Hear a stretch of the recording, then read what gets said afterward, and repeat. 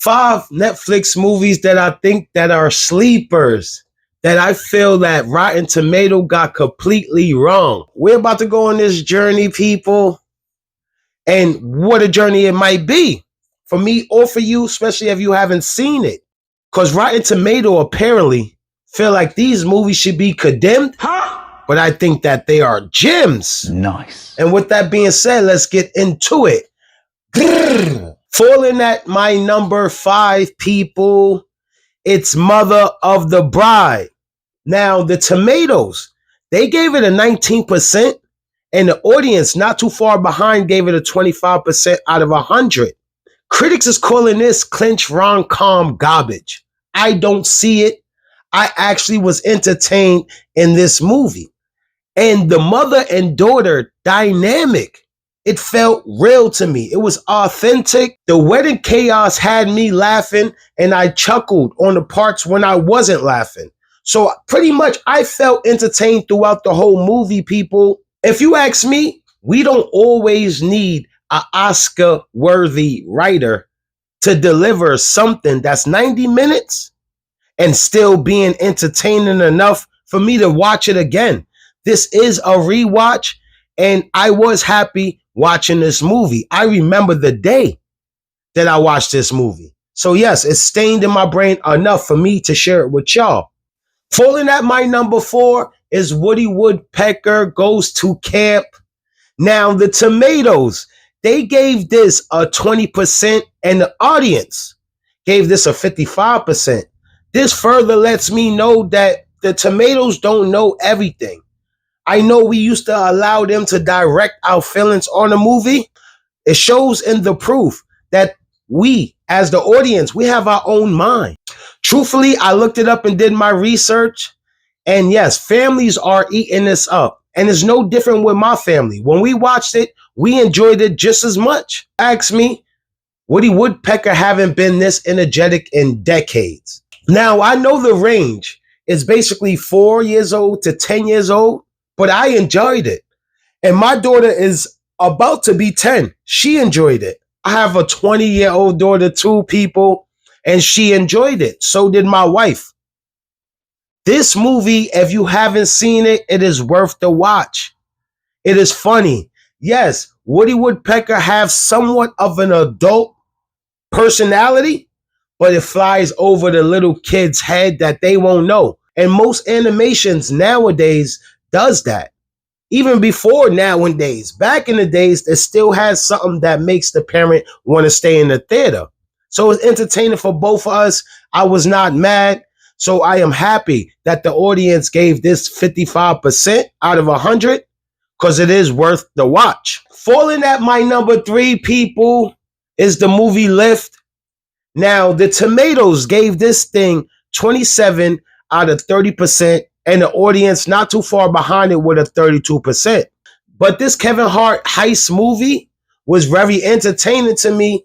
I know the critics slammed it. Obviously, I feel like every movie has room for improvement. So why would this be any different? If you let some of these movies just take you away, come into these movies and let the movie do what it do, I guarantee you will be entertained. And that airport sequence, that alone, I feel is enough for everybody just to give it a watch because it was good, it was entertainment, and it does have a lot of action in it. And Kevin Hart played it off pretty good. He's not really an action type guy, but I did enjoy this. I love heist and I love comedy, and I like Kevin Hart. So when you put all that together and he actually do his big one, why wouldn't it be a good movie? Go check it out. If y'all haven't, it is worth the watch. Fuck the tomatoes. Falling at my number 2, people, is Atlas, and the tomatoes gave this 19%, but the audience gave it 50%. Critics dismissed this AI predictable script as shit, garbage, but truthfully, between me and you, between us, I feel like Jennifer Lopez suited up and actually put her all into it. She reminded me such of a hero, and I never seen her in a role of a hero before, but she pulled it off. Now, this movie going on, what it went on, meaning AI versus humanity, this is what's going on now. You cannot open up one of your platforms without seeing AI promoting their new app. A lot of these movies are generated by AI apps. They are competing with us and we don't even realize it yet. This might be the guide in our future to show us how to maneuver through the times that might be coming to us. We already know AI is taking over. You can't look left and look right without AI being into something. This movie is worth it, and just let yourself go going into this movie. I guarantee it.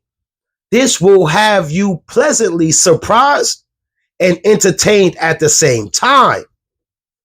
No, I don't think that this movie was the best, but it's definitely rewatchable. And that's what I considered hidden gems. If it's rewatchable and it teaches me something, why not? Falling at my number one, people. Oh my gosh, when I seen it, I was happy that I saw it. Now, the tomatoes, they didn't have nothing to say about this one. Rightfully so, because we don't want your low ratings trying to deter people from watching certain movies that they might get enjoyment out of. So no, they didn't say nothing. There's no rating, but I'm going to rate it. Yes, The Hood Critic. This movie was good. And I did get a little insight where I could find it that, yes, the audience loved this. Now, this is about beauty. At a certain age, you go from ugly to being beautiful, but at a certain age, you could go from ugly to being ugly, and then you don't go to the side. It's basically, you could get ice cream, but if you're not good enough, you won't get sprinkles. This movie has a lot to do with that, and I was entertained the whole time. Actually, you could be pretty on one side, very pretty, to run these things on these social medias, but when you go over there, you're getting all type of implants, you're getting Botox to beautify yourself in the eyes of the big wigs on that side. This has a lot to do with what's going on today. Everybody wants to be pretty. Everybody wants to be entertaining enough so they could be their own bosses and chill with the big guys. You know, go to the TikTok awards, go to the Instagram awards, go do their thing and mingle amongst people like themselves, but they change themselves a lot. Me, I keep it raw entertainment. I give you my ideas. And on my other podcast, I might give you my views. A lot of people don't agree with it, but I don't give a fuck. I go against the grain. I am a disruptor. And this movie shows you what a disruptor could be to something that's going so flawless. It just needs one to break down that barrier to make other people realize, yo, we could be regular. And that's why I like this movie. Uglies is my number one for a reason, because it's one of the best movies Netflix had to offer. With that being said, people, do not follow after the tomatoes. Do not follow after the Joneses.